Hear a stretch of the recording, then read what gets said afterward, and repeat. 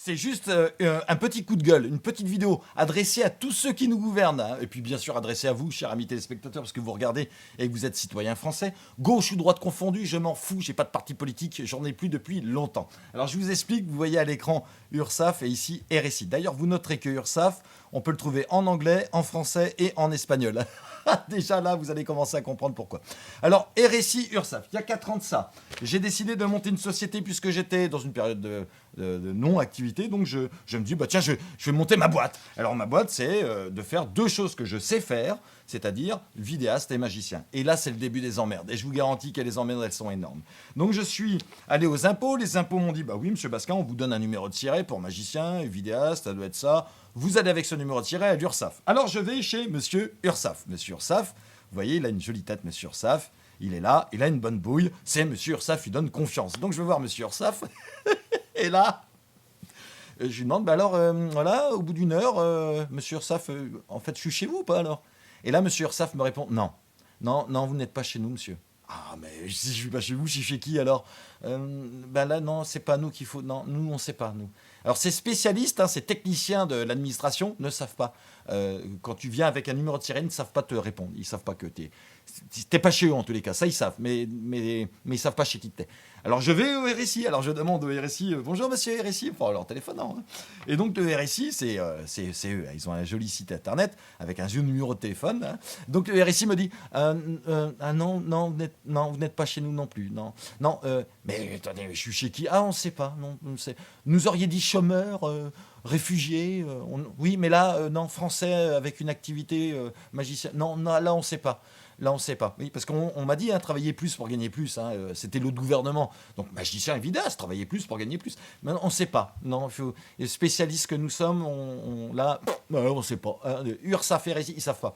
Et puis donc, au bout de 4 ans, parce que 4 ans, mais ce qui se passe, c'est comme tu cotises à rien, bah, tu as le droit à rien, hein, pas de sécurité sociale. Hein. Et puis comme tu es français, tu n'as pas le droit à autre chose, hein, c'est-à-dire pas de RSA, pas de CMU, c'est normal puisque tu travailles. Mais tu travailles, mais tu cotises à personne. Mais tu n'as le droit à rien. Donc pas de CMU, pas de Sécu, que dalle, zéro. Le changement dans ton cul, hein, Hollande. Allô? Attends, je vais mettre mes lunettes comme Hollande. Je n'aime pas. Et puis je vais les mouiller, abruti d'Hollande. Alors, Valls, pas mieux. Hein. Alors, personne ne sait. Hein. Hollande ne sait pas, Valls ne sait pas, l'URSSAF, le RSI ne sait pas, personne ne sait. Et ça a duré 4 ans cette affaire. 4 ans sans sécu, 4 ans sans cotisation, rien du tout. Et puis au bout de 4 ans, et puis je continue, pendant 4 ans, j'envoie des lettres, des courriers. Il y a un moment, je vais dans une boîte et on me dit, ah, vous êtes vidéaste? J'ai dit, oui, je suis vidéaste. Ah, ben, on va vous prendre. Mais dites-moi, monsieur Basquin, vous êtes vidéaste, mais vous êtes auteur, réalisateur ou caméraman? Je dis, je suis tout seul, quoi. Je suis à mon compte, je suis auteur, réalisateur, caméra. Ah ben non, nous, on peut pas. Non, nous, on prend que les auteurs, monsieur. Non. Ben alors, comment je fais? Ah ben, il faut aller voir ailleurs, à Paris. Sur Paris. Il faut aller voir sur Paris. C'est très pratique, si j'habite Brest. Il faut aller voir sur Paris. Donc, tu vas à Paris, et là, on dit, ah, oui, on vous prend, oui, très bien. Donc, vous êtes auteur, réalisateur. Non, on peut vous prendre, caméraman. D'accord, mais dites-moi... vous tenez la caméra? Je dis, bah oui, des fois, je me filme et je tiens la caméra. Je fais les deux, quoi. Ah non, mais là, vous êtes... donc, vous êtes technicien vidéo, technicien... ah non, mais là, on peut pas vous prendre. Hein. Non, non, là, on vous prend pas. C'est un truc de fou. Donc, non, 4 ans comme ça. Puis, au bout de 4 ans, le RSI me dit, ah, ben, finalement, monsieur Basquin, finalement, on va vous prendre. Mais j'avais pas compris le double sens du mot, on va vous prendre. Vous allez le comprendre.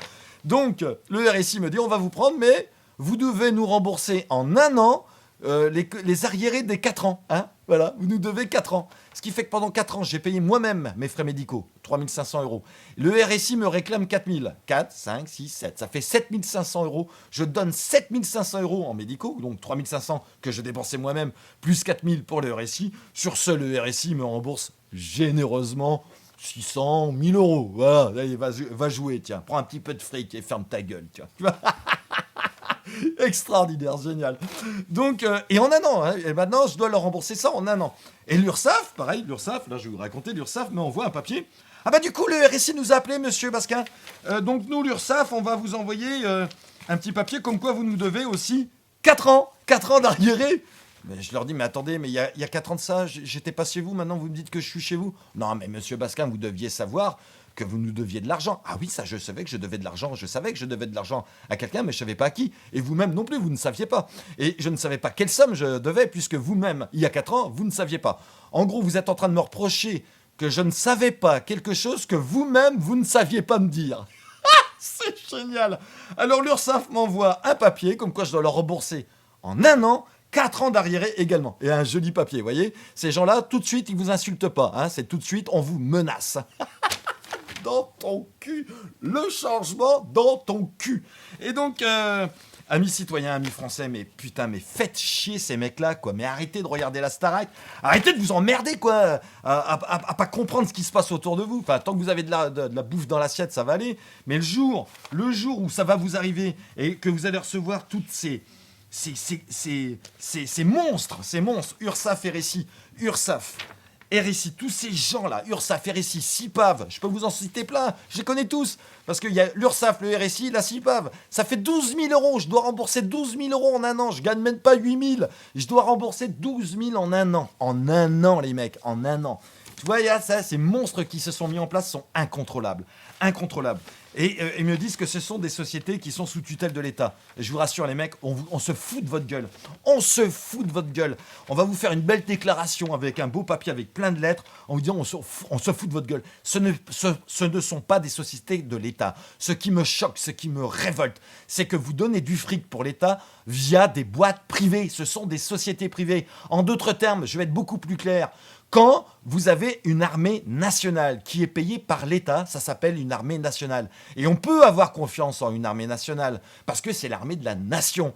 Mais quand cette armée est payée par des sociétés privées, ça s'appelle plus une armée nationale, ça s'appelle des mercenaires. Et là, vous avez affaire à des mercenaires. L'URSSAF, le RSI, la CIPAF, ce sont des mercenaires, des boîtes privées. Ils sont pas là pour faire dans le social, ils sont pas là pour vous aider, bordel. Ils sont là pour vous prendre du fric un maximum. Et que vous ayez des problèmes ou pas, ils s'en branlent, à moins que vous vous appeliez Leonarda, que vous soyez kosovar. Là, François Hollande et tout son gouvernement d'un bruti fini, ils vont me dire, jeter leurs petites larmes en disant on ne sait pas si on doit, oui, peut-être, Leonarda, oh oui, non, on n'est pas antisémite, rien, non, on est gentil, tout le monde, il est gentil. Mais par contre, quand t'es français, que t'as ta carte d'électeur et que tu vas voter, quand t'as affaire à ces gens-là, qui est derrière, c'est l'État de toute manière, tu te fais niquer. Et t'as le droit à une seule chose, ferme ta gueule. Ferme-la, zip-la, prends ton god, foule-toi dans le cul et ferme-la. Tu devrais être bien content d'être français. Eh ben ouais, je suis vachement content d'être français. Alors pour vous dire que je suis tellement content d'être français et de travailler pour ce pays de merde qui finance des boîtes privées, eh bien regardez ce que je viens de faire. Voilà, vous voyez là, déclaration de radiation. J'arrête. Alors je me suis inscrit au Gusso pour l'artiste parce que je suis toujours artiste. Donc je continuerai à honorer mes contrats. Et puis je viens d'apprendre qu'au Gusso, on peut être magicien, et puis cadreur aussi, ouais, vidéaste. c'est des tarés. Là où j'étais au RSI, avec aucun droit, remboursement, que dalle sur les frais médicaux, pas le droit au chômage, droit à aucun plan de formation, rien du tout, parce que je suis français et que je suis pas kosovar, eh bien au Gusso, si tu arrives à avoir l'intermittence du spectacle, chers amis intermittents, salut, hein, si tu arrives à avoir l'intermittence, c'est-à-dire tes 47 dates par an, chose que je peux faire largement, ben là tu as droit à tout. T'as le droit à l'assurance chômage, t'as le droit à la maladie, t'as le droit au plan de formation, enfin c'est le cul du bonheur, et quand tu travailles pas, bah t'es remboursé. Mais c'est une société de malades, une société qui part en couille. Et tous ces gens-là qui sont au pouvoir, mais ils sont complètement déconnectés de la réalité de tous les jours. Et vous-même, Français, vous êtes déconnectés parce qu'à la télé, dans les mêmes streams là, officiels, on vous bourre le mou de conneries lénifiantes. Et vas-y, Star Academy, Koh-Lanta. Et vous êtes là avec la bave à la commission de la lèvre jusqu'au jour où ça va pas. Mais le jour où ça va pas, vous n'avez pas le temps de réfléchir. Vous savez pas ce qui vous tombe sur la gueule. Vous comprenez pas. Et puis là, vous piaillez, vous vous mettez en résistance, mais vous savez pas comment faire parce que vous n'avez pas pris le temps avant, quand vous aviez, de réfléchir à ce que c'était ces abrutis. Voilà. Alors je vous conjure, citoyens français, arrêtez de regarder la Starac. Arrête.